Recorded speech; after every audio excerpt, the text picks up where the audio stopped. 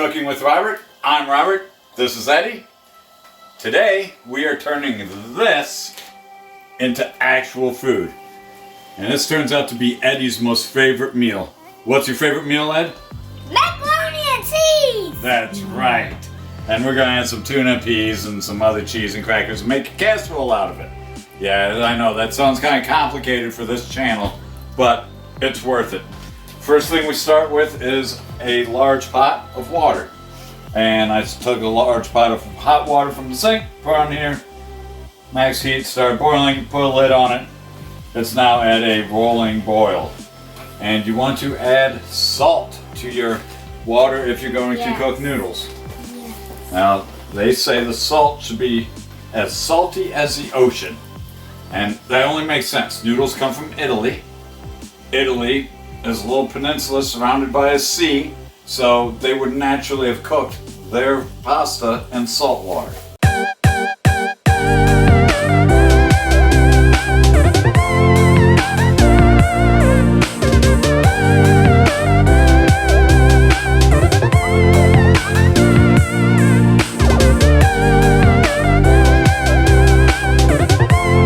Now you could measure this out, but you know, this is real easy cooking. We just pour a bunch of salt in, good enough. Wait a few minutes, they'll start boiling right back up again. But you can see how the salt lowered the temperature of the water until it starts boiling again. Because it's a cold solid added to what was raging boiling water.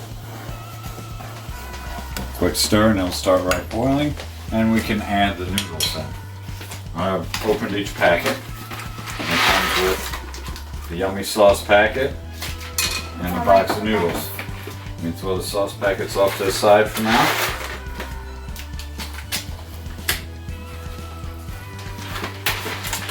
I'm just stacking them up over here. Oh, there you go, stacker. And we got the 3 boxes of noodles. It's important when you add the noodles, Ed, pay attention to this. It's important when you add the noodles that you add them one at a time and stir your water so that they don't stick together.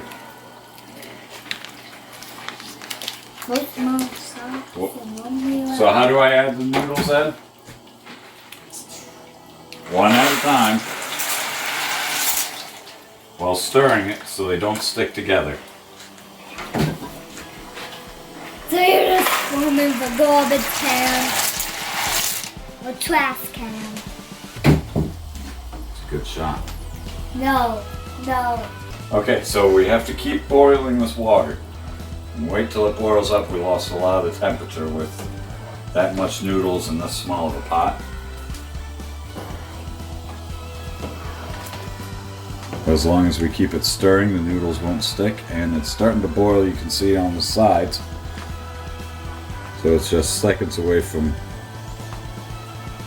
being a roaring boil again. Then you have to boil the noodles. There's directions on the box, tells you how many minutes to cook them, blah blah blah. The easier way is you just put them in a big pot, you boil them till the noodles are mostly soft. I do not recommend putting a lid on it at this point, because if you do, the chances are that there's going to be bubbles that are then going to boil over. Some people will cheat and put like a wooden spoon across there or something, thinking that that stops the bubbles. See the bubbles and foam? Oh, I'll let go here a few minutes. They think that the wooden spoon will break the bubble point and let the bubbles all collapse down. And it does at first, but then it still boils over. See? So, that's why you don't leave a lid on a pot boiling with pasta noodles, because it will do that. Wow, that's a lot of flame. It will do that.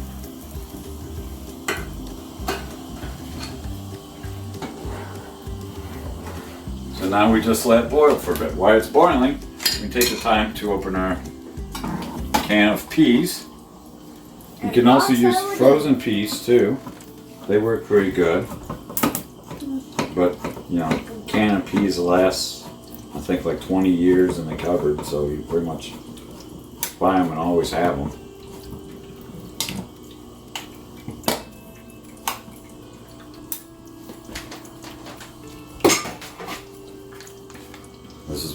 strainer things.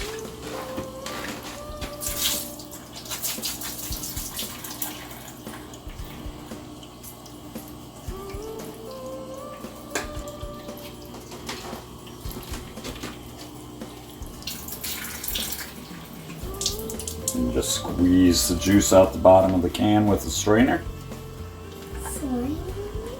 Tuna. And repeat. I find that if you're doing a single box of macaroni and cheese, use 1 can of tuna and either half a can of peas or a small can of peas. The 3 boxes of macaroni and cheese is 3 cans of tuna, 1 big can of peas.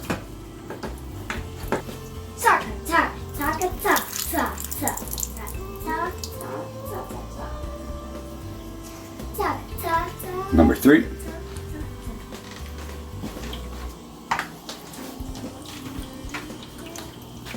Okay. Let's see how the noodles are. Want to tell me if they're done? Do you know how to tell if noodles are done? No. Yeah? Spaghetti noodles, people say you can throw them to the wall or the ceiling. But the easiest way to tell if any noodle is done, or how well it's done, is you pop the scalding hot boiling noodle in your mouth and eat it. Yeah. Ain't cooking fun? Go on, man up. Burn your mouth on one. No? Well, they are basically where we want them to be done, which is not fully done, just about 75% done. Because we're going to mix in the stuff and we're going to put it in the oven, and in the oven it's going to get more done, which we can start preheating the oven now at 350. Bake and start. Now let's strain these. You know how to strain noodles? Put the big strainer in the sink. It's really simple. Use hot pans because fire is hot. Everything on the stove is hot. Ah, fire indeed hot. Swangodan. Get it, Swangodan. Dump it in the thing. Rinse it out.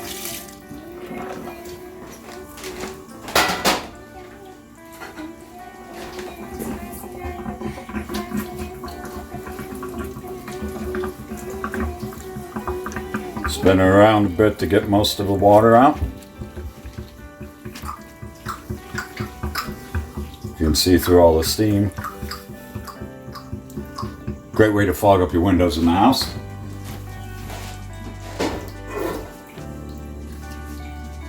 Put that back in there.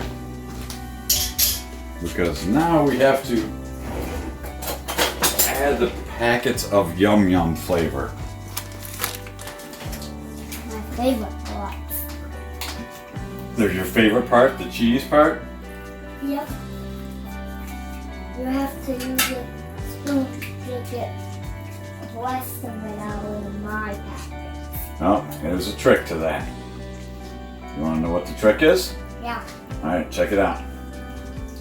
Take your packet. After you cut the bottom out and most of it comes out, fold it in half, hold it against the edge, and pull it out like toothpaste, and it squirts right out. And if there's any left, I mean, yum. Try that 2 more times. Open the packet.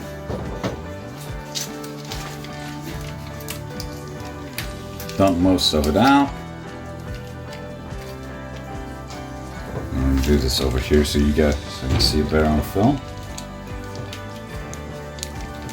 What I'm doing is using the edge of the pot as a hard edge, and it just melts the rest right out into the pan.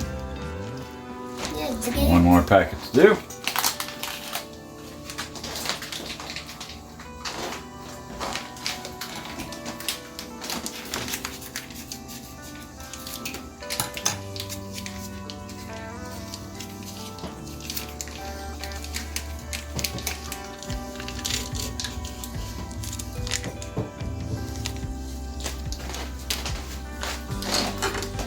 Alright, now to stir this all up, which this would be normal macaroni and cheese. Al dente actually, because the noodles aren't quite cooked all the way. So we're going to do this. It's all mixed then. Then we add the cans of tuna, one at a time. Oh, fancy. I find it's easy just to break up the tuna with the spoon that you're mixing it with. We have some more food. Alright. Now start the tuna.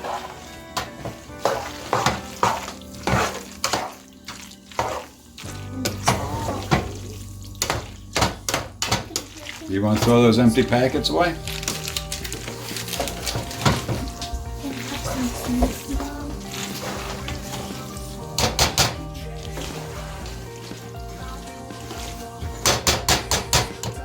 Alright, now to stir in, there's actually more of a fold in the can of peas.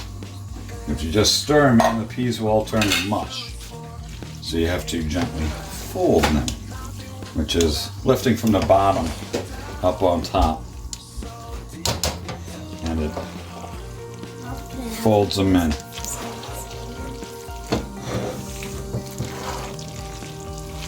And it folds them in.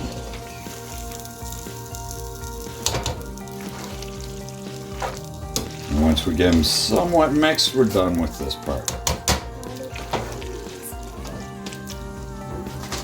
Now, put this in a big casserole dish. Of course, if you have a smaller casserole dish, you have to use less macaroni and cheese.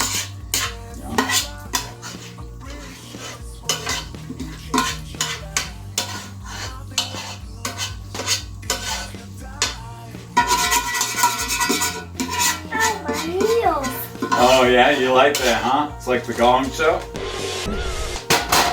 Make you pay attention, huh?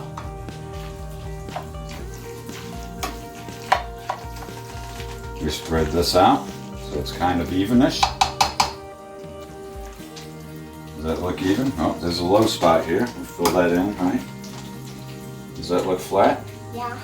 Yeah? You want to know another trick to make it flatter? Here's a trick to make it flatter. We have this big hard counter. We set it on there. Yeah, nice and loud, huh? Didn't know cooking's loud, huh? All right, now we add cheese. You want to help add extra cheese? Yum, yum, my favorite, my favorite, my favorite. All right, add some cheese. What we're trying to do is get a little bit of a coat of cheese on there. The cheese will melt in, and it's important for what we do next. Can I have some cheese, please? There, I know you're a cheese hound. I can tell you're from Wisconsin.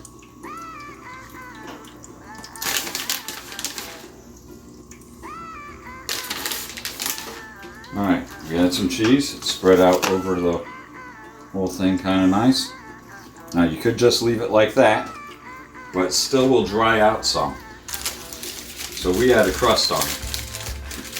And that crust is saltine crackers. Just take some, crunch them up in your hands. You could use a bowl and grind them up, but you know what? This is real easy cooking with Robert, not fancy take all day cooking with Robert. So we do it the easy way. Can I do it? Well, I'm actually done, but I'll give you 2 to do. You want 2 crackers to do on it? Yep. Can you spread them out where there ain't no cracker? Crush them real fine like that.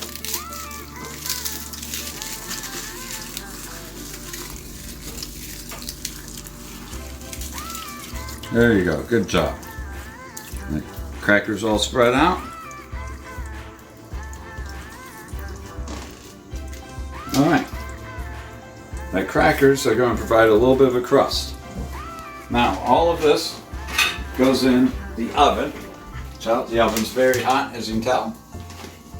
Yep. And Never be too close to an oven. No. correct.